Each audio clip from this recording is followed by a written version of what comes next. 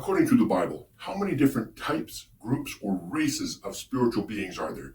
What do they do? How were they created? Where do they live? Some people will say that there are angels and demons and they live in heaven and hell. No, that's too simple and it's not accurate.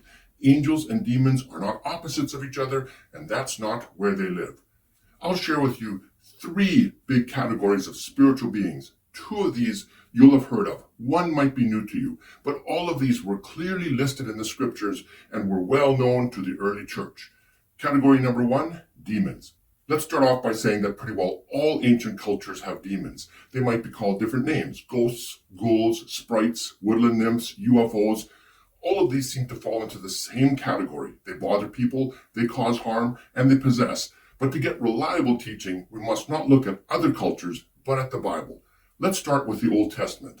And yes, we do have some demons in the Old Testament. For example, there was King Saul. He was plagued by an evil spirit of some sort that caused his paranoia and fear to grow to such a level that he lost his hold on reality. Here's one verse from the book of Samuel. Now the Spirit of the Lord had departed from Saul, and an evil spirit from the Lord tormented him. This does not mean that God was the cause of this demon. God does not have a cupboard full of demons that he sends hither and yon. Rather, this could have several different meanings. For one, it could mean that God just allowed it. He did not want it to happen, but he allowed it, just like he allowed Job to suffer. Or it could simply mean that the demon was not an accident or something that just happened, but it was from God. That's a figure of speech, meaning that this demon was something unique due to Saul's own behavior and not something random, not of nature, but of God. And thirdly, it can mean that this evil demon was really bad. People will say, this storm is from the Lord, or this is the mother of all tornadoes. They do not mean that the twister came from their mom. That's just another way of saying that it was worse than most other storms. We must be very careful not to lay at the feet of God things that do not come from God. God does not send out evil spirits. However, the best evidence we have for demons comes from the New Testament.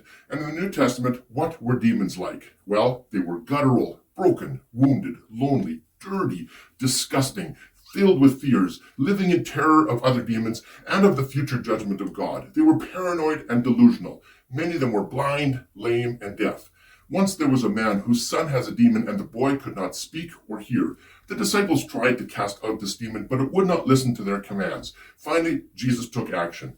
When Jesus saw that a crowd was running to the scene, he rebuked the impure spirit. You deaf and mute spirit, he said, I command you, come out of him and never enter him again. Notice that Jesus addressed the spirit as being deaf and mute. Not that it caused deafness and muteness, but that the spirit itself was deaf and mute. Afterwards, the disciples asked why they could not cast out this demon. Jesus said that this is a special type of demon that requires prayer. In other words, it could not be cast out just with words. Why not? Maybe because the demon itself was deaf.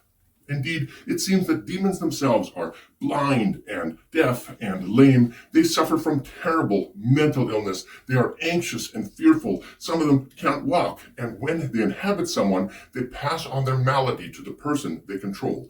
Demons are invisible and have great power to harm us, but this does not mean that we need to fear them or even respect them. Jesus did not fear demons. Paul did not respect them. One time a demon-possessed woman was following Paul. Day after day she followed him, screaming and shouting about how great Paul was. Finally, he was so irritated that he cast the demon out. He was not afraid. He was not worried. The demon just annoyed him. And while the 7 sons of Sceva got beaten up by a demon-filled man, these same demons respected Jesus and Paul, which implies that if we live in obedience to Jesus and under his umbrella, there's no need to fear demons. We have power and authority over them. That is one class. They seem to be on the earth. They are bound to one area and are even afraid to leave their geographic region. But what they are and where they come from, we'll leave that to other videos. Class number 2, angels. We see angels all over the pages of Scripture. The most well-known angels are Michael and Gabriel, who seem to specialize in baby announcements. They visited the parents of Samuel, Eli, John the Baptist, and Jesus. Angels seem to primarily be messengers. Indeed, the Greek word angelos means messenger, but they also minister directly to people. They saved Peter from prison, protected Daniel from the lions, and helped Jesus when he was in the wilderness. But they do not seem to be the highest authority among spiritual beings. Let's check out the story of Sodom and Gomorrah. Two angels came to help Lot and his family. They were able to strike the men of Sodom with blindness. Hence, they do have some great power, but they were not there to bring judgment, only to announce it. Their judgment or their message was that the city was going to be destroyed at sunrise. The angels hung out with Lot and his family all night, and as morning approached, they became more and more desperate. Genesis 19 says this: "With the coming of dawn, the angels urged Lot, saying, 'Hurry, take your wife and your two daughters who are here, or you will be swept away when the city is punished.'" It seems like the angels could not stop this judgment. They could not even delay it. There was a timer, and that timer was ticking. You would think that if they were the ones in charge of judgment, they could have delayed that judgment to give Lot more time, but they could not. It was as if the destruction had been decided by someone above their pay grade. So we ask, where were these decisions made? Did God just decide to send this destruction, or could there have been somebody else involved as well? That brings me to the third class of spiritual beings. This is one that we have basically forgotten about today, but they were well known by the ancient Jewish people and by the early church. The third class is the Doxa. Let's read from the book of Peter. "The Lord knows how to hold the unrighteous for punishment on the day of judgment. This is especially true of those who follow the corrupt desire of the flesh and despise authority. Bold and arrogant, they are not afraid to heap abuse on celestial beings, yet even angels, although they are stronger and more powerful, do not heap abuse on such beings. But these people blaspheme in matters they do not understand." Let me draw the picture here. There were people in the early church that claimed to have some sort of insight into the spiritual powers on the earth and in the heavens. They could cast out demons, tell angels where to go, and even bind or condemn the powers that were above the angels. But Peter says that they were badly mistaken in this.